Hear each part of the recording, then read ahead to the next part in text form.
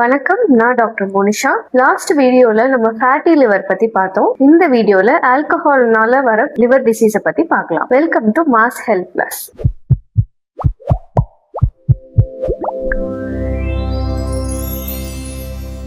So last பதிவுகளில் liver வந்து ஒரு கெமிக்கல் ஃபேக்ட்ரி நான் மென்ஷன் பண்ணியிருந்தேன்.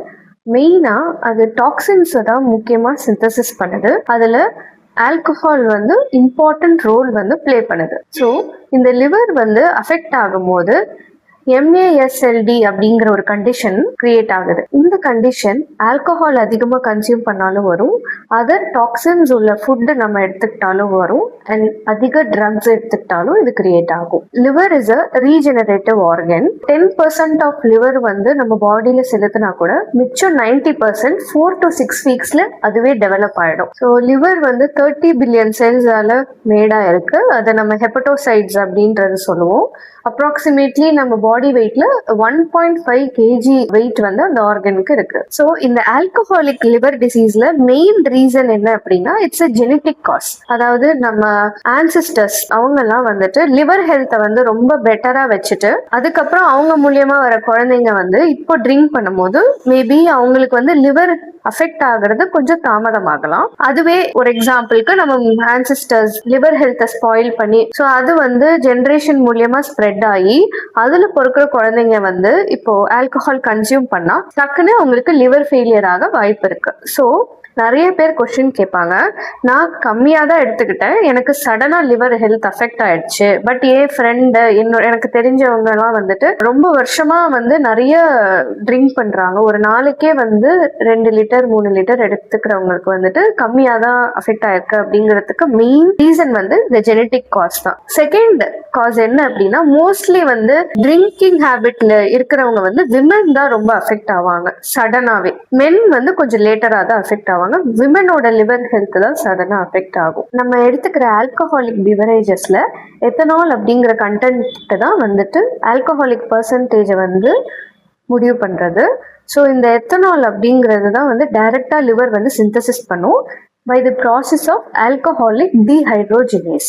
ஸோ இந்த ப்ராசஸ்ல ஃபர்ஸ்ட் வந்து லிவர்ல நடக்கிற சேஞ்சஸ் என்ன அப்படின்னா ஆல்கஹாலிக் ஃபேட்டி லிவர் ஆர் ஸ்டியட்டோசிஸ் அப்படின்னு நம்ம சொல்லுவோம். இதுல ஃபேட்டி ஆசிட்ஸ் அதிகம் ப்ரொடியூஸ் ஆகி லிவர் வந்து ஒரு டெண்டரா கிரீஸியா மாறும். அதுல நிறைய கிளைகோஜன் ஃபேட் டெபாசிஷன் நடக்க ஆரம்பிக்கும். செகண்டா நடக்கிற சேஞ்சஸ் என்ன அப்படின்னா alcoholic hepatitis R steato hepatitis, அதாவது லிவர் வந்து நல்ல வீக்கமாயிடும். இதுதான் செகண்ட் ஸ்டேஜ். தேர்ட் ஸ்டேஜ் என்ன அப்படின்னா லிவர் இன்ஜுரி ஆகி, அதாவது ஒரு உதாரணம் சொல்றேன், நம்ம கையில இப்போ அடிபட்டுருச்சு அப்படின்னா நம்ம புண்ணு ஆறுறதுக்கு வந்து எப்படி ஸ்கார் ஃபார்ம் ஆகுமோ ஸ்கின்ல, அது மாதிரி லிவர் வந்து ஒரு ஸ்கார் மாதிரி ஒன்று ஃபார்ம் பண்ணும். அதுதான் வந்து fibrosis or scarring of liver அப்படின்னு சொல்லுவோம். அதை வந்து சிரோசிஸ் ஆஃப் லிவர் அப்படின்றத டயக்னோஸ் பண்றாங்க. ஸோ இந்த ஆல்கஹால் கன்சியூம் பண்ண பிறகு நம்ம heart health and brain health தான் ஃபர்ஸ்ட் அஃபெக்ட் ஆகும். அது எப்படி அஃபெக்ட் ஆகுதுன்னு நம்ம பார்க்கலாம். ஆல்கஹால் கன்சியூம் பண்ண கொஞ்ச நேரத்திலேயே வேசோ டைலேஷன்ங்கிற ப்ராசஸ் நடக்கும். நம்ம ரத்த குழாய் விரிவடையும், அதனால நம்ம ரத்தம் உள்ள வந்து சூடாகும். ஏன் சூடாகுதுன்னா நம்ம ஹார்ட் வந்து அதிக பிளட் வந்து பம்ப் பண்ண ஆரம்பிக்கும். அண்ட் ஆல்கஹால் எடுத்தனால கார்பன் டை ஆக்சைடோட கண்டென்ட்டும் நம்ம பாடியில கொஞ்சம் அதிகமாக தான் இருக்கும். அப்போ ஹார்ட் வந்து அதிக ரத்தம் வந்து பம்ப் பண்ண ஆரம்பிக்கும். அப்போ உள்ள வந்து ரத்த குழாயில வந்து அதிக சூடு, உடம்பு சூடும் ஏற்படும். ஸோ வெளியில வந்து நமக்கு வந்து ரொம்ப குளிர்ற மாதிரி டெண்டன்சி வந்து ஏற்படலாம். இது நடக்க நடக்க ஹார்ட்டோட பம்பிங் வந்து ஸ்லோ ஆக ஆரம்பிக்கும். அண்ட் ரத்த குழாயும் விரிவடைஞ்சிட்டே இருக்கும் உங்களுக்கு கொஞ்சம் கொஞ்சமா. செகண்ட் வந்து நம்ம பிரெயின் ஹெல்த் வந்து அஃபெக்ட் ஆகும். மெயினா நியூரோ டிரான்ஸ்மிட்டர் அப்படின்னு சொல்ற அந்த டோபமைன் அண்ட் செரோட்டோனினோட கண்டென்ட் வந்து வேரி ஆகும். ஸோ ஆல்கஹால் அதிக கன்சியூம் பண்ணும்போது நம்ம சென்ட்ரல் நர்வஸ் சிஸ்டம் வந்து அஃபெக்ட் ஆகும். எப்படின்னா நம்ம பாடியில சுரக்கிற நியூரோ டிரான்ஸ்மிட்டர்ஸோட கண்டென்ட் வந்து வேரி ஆகும். ஸோ இப்போ நீங்க ஆல்கஹால் எடுக்கிறீங்க அப்படின்னா டோபமைன்ங்கிற ஒரு நியூரோ டிரான்ஸ்மிட்டர் வந்து பாடி ரிலீஸ் பண்ணும். அப்ப நீங்க ரொம்ப பிளஷரபிளா ஃபீல் பண்ணுவீங்க. போக போக யூ ஃபீல் டவுன். ஸோ திருப்பி அந்த பிளஷருக்காக நம்ம திருப்பி அந்த ஆல்கஹால் வந்து எடுக்கணும் அப்படின்ற ஒரு இன்டென்ஷன் வந்து கிரியேட் ஆகும். ஸோ இதுல ஒரு ட்ரிக் என்ன அப்படின்னா நீங்க எவ்வளோக்கு எவ்வளோ ஆல்கஹால் அதிக கன்சியூம் பண்றீங்களோ டோபமைன் லெவல் அவ்வளோ குறைஞ்சிட்டே வரும். ஸோ டோபமைன் லெவல் குறையும் போது நீங்க இன்னும் எனக்கு பிளஷர் வேணும் அப்படிங்கிறதுக்காக அடுத்த முறை அதிக குவான்டிட்டியான ஆல்கஹால் கண்டென்ட் தான் நீங்க நீங்க எடுத்துப்பீங்க. இதே மாதிரி செரட்டோனின்ற ஒரு நியூரோ டிரான்ஸ்மிட்டரும் குறைஞ்சிட்டே வரும்.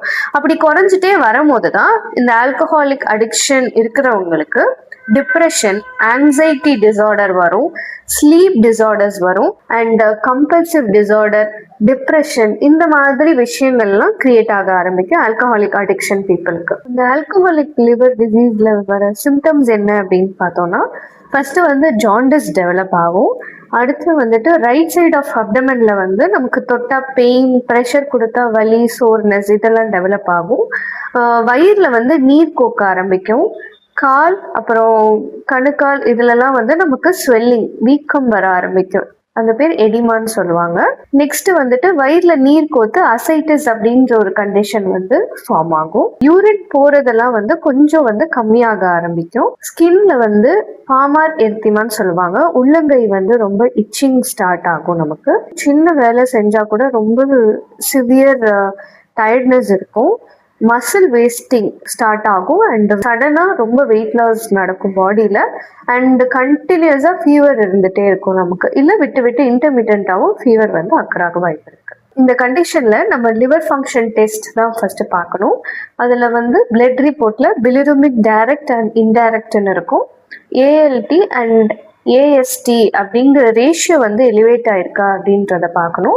இந்த என்சைம்ஸ் வந்து எலிவேட் ஆயிருக்கு அப்படின்னா லிவர் செல் இன்ஜுரி ஆயிருக்கு அப்படின்றத நம்ம கன்ஃபார்ம் பண்ணலாம். And serum albumin and globulin இந்த ரெண்டு புரோட்டீனுமே பிளட்ல வந்து கம்மியாயிருக்கா அப்படின்றதையும் நம்ம செக் பண்ணிக்கலாம். ஸோ ஆல்கஹாலிக் லிவர் டிசீஸ்ல ஹோமியோபதிக் மேனேஜ்மெண்ட் என்னன்றதை பார்க்கலாம். ஸோ ஆல்கஹால் கன்சியூம் பண்றனால ஒரு ஃபேட்டி லிவர் டெவலப் ஆகும்போது if it is a stage 1 and 2 it is easily reversible, கம்ப்ளீட்டாக ரிவர்ஸ் பண்ண முடியும் ஹோமியோபதிக் மெடிசன்னால. அண்ட் அது வந்து ஃபைப்ரோசிஸ், ஸ்காரிங், சிரோசிஸ் இந்த கண்டிஷன் வந்து போயிடுச்சுன்னா we can maintain. Further progression ஆகாமல் நம்ம மெடிசனில் மெயின்டைன் பண்ணலாம். ஸோ இது எப்படி நாங்கள் ட்ரீட்மெண்ட் கொடுக்குறோன்னா, ஒரு பேஷண்ட்ஸ்க்கும் ஒரு சிம்டம்ஸ் ப்ரொடியூஸ் ஆகும் இந்த ஆல்கஹாலிக் லிவர் டிசீஸில். ஸோ அந்த ஜெனட்டிக் நேச்சரை வச்சு தான் நாங்கள் வந்து இண்டிவிஜுவலைஸ்ட் ட்ரீட்மெண்ட் வந்து கொடுக்குறோம். ஸோ இதில் பீப்புளுக்கு வந்து அடிக்ஷன் இருந்துச்சுன்னா அதையுமே நம்ம ரிவர்ஸ் பண்ண முடியும். டி அடிக்ஷன் வந்து ப்ராசஸ் வந்து எப்படிங்கிறத பேஷண்ட்டுக்கு எக்ஸ்பிளைன் பண்ணி மெடிசனும் கொடுக்கும்போது இது கம்ப்ளீட்டாக க்யூர் ஆகும். ஸோ உங்களுக்கு வந்து இந்த ஹோமியோபதி ட்ரீட்மெண்ட் வேணும் அப்படின்னா சினர்ஜி ஹோமியோபதி கிளினிக் வந்து காண்டாக்ட் பண்ணுங்கள். நம்ம மாஸ் ஹெல்த் பிளஸ் சேனலை லைக் பண்ணுங்கள், ஷேர் பண்ணுங்கள், கமெண்ட் பண்ணுங்கள், மறக்காமல் சப்ஸ்கிரைப் பண்ணுங்கள். தேங்க்யூ.